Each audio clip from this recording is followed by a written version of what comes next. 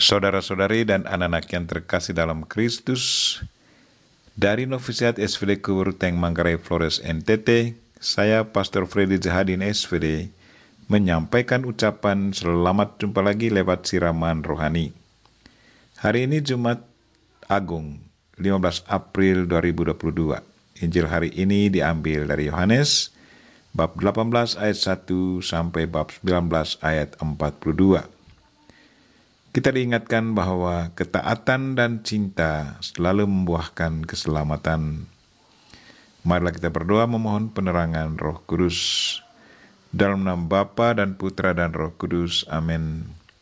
Tuhan dan Allah kami, puji dan syukur kami haturkan kepadamu karena Engkau mengingatkan kami bahwa ketaatan dan cinta selalu membuahkan keselamatan. Kami mohon gerakkanlah hati dan pikiran kami supaya selalu fokus padamu, dan buatlah kami setia dan tabah mengikuti perintah dan ajaranmu. Dengan demikian kami boleh menikmati buah keselamatan. Tuhan, utuslah Roh Kudus-Mu, terangilah pikiran dan hati kami, agar sabda-Mu yang akan kami dengar dapat kami pahami dengan baik, dan isi pesan-Mu dapat kami hayati dan amalkan dalam hidup harian kami. Doa ini kami sampaikan dengan perantaraan Kristus Tuhan kami. Amin. Saudara-saudari yang terkasih, maaf bacaannya tidak dibacakan karena terlalu panjang. Bisa dilihat dalam Injil Yohanes bab 18 ayat 1 sampai bab 19 ayat 42. Saya langsung saja ke renungan. Saudara-saudari dan anak-anak yang terkasih dalam Kristus, tema renungan kita hari ini ialah ketaatan dan cinta selalu membuahkan keselamatan. Kisah kejatuhan manusia berawal dari Taman Firdaus, dan kini kisah keselamatan manusia berawal dari Taman Getsemani. Pada awal mula manusia hidup bahagia di Taman Firdaus. Manusia hidup harmonis dan damai dengan lingkungan sekitar. Tetapi kemudian manusia digoda setan dan jatuh dalam genggamannya. Sejak kejatuhannya, manusia masuk dalam satu situasi hidup yang sama sekali lain.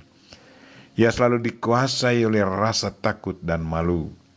Ia merasa jauh dari Tuhan dan malah takut bertemu Tuhan. Tetapi cinta Tuhan kepada manusia tidak pernah hilang.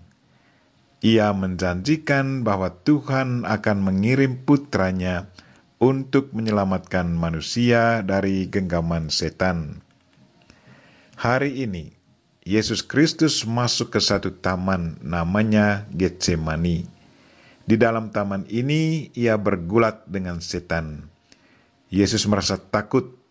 Di dalam taman ini ia pun digoda oleh setan. Dalam Injil Matius kita mendengar bagaimana Yesus meminta Bapanya kalau boleh membiarkan piala itu berlalu.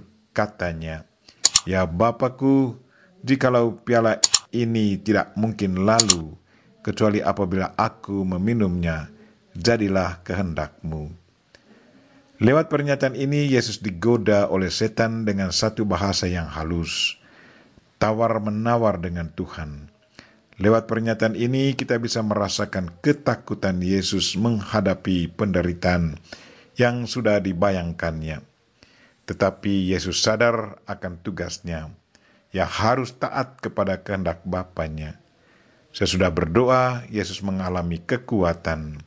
Berkat kekuatan itu, ia sanggup menghadapi para prajurit yang dituntun oleh Yudas Iskariot yang sudah dikuasai oleh setan untuk menangkapnya.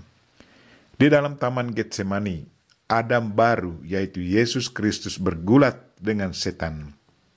Tetapi ia tidak jatuh mengikuti tawaran setan. Ia taat pada perintah Bapanya untuk menerima kematian. Karena hanya lewat penderitaan dan kematian, kehidupan baru bisa diraih kembali. Di dalam Taman Getsemani, Yesus alami pengkhianatan Yudas, alami kebrutalan Petrus memotong telinga Malkus, alami kebengisan manusia yang menyengsarakan dia. Tetapi karena ketaatan kepada Bapa dan cintanya kepada manusia, Yesus menerima semuanya dengan tenang. Penginjil Yohanes menampilkan kealahan Yesus dalam Taman Getsemani lewat peristiwa yang mengejutkan. Yesus bertanya kepada mereka yang datang kepadanya, "Siapakah yang kamu cari?" Jawab mereka, "Yesus dari Nazaret." Katanya kepada mereka, "Akulah dia." Maka Yudas dan semua yang datang bersamanya mundur dan jatuh ke tanah. Kemudian ia bertanya lagi, "Siapakah yang kamu cari?" Jawab mereka, "Yesus dari Nazaret." Katanya kepada mereka, "Telah kukatakan kepadamu, akulah dia. Jika aku yang kamu cari, biarkanlah mereka ini pergi." Lewat adegan singkat ini, Yohanes mau tunjukkan kepada pembaca betapa hebatnya kata-kata Tuhan. Kata-kata yang keluar dari mulut Tuhan selalu punya kuasa. Yohanes juga tunjukkan kebaikan dan cinta Tuhan lewat membebaskan para muridnya agar tidak diapa-apakan oleh para prajurit yang datang menangkap Yesus. Mereka semua selamat. Yesus juga menyembuhkan telinga Malkus yang dipotong oleh Petrus, dan Malkus, hamba imam besar, tidak apa-apakan Petrus. Yesus Kristus, Adam baru, tampil dengan satu sikap yang sangat luar biasa. Ia tidak jatuh ke dalam godaan setan. Ketaatannya kepada kehendak Bapa dan cintanya kepada manusia membuahkan keselamatan. Bagaimana praktek ketaatan dan cinta kita kepada Tuhan dan sesama?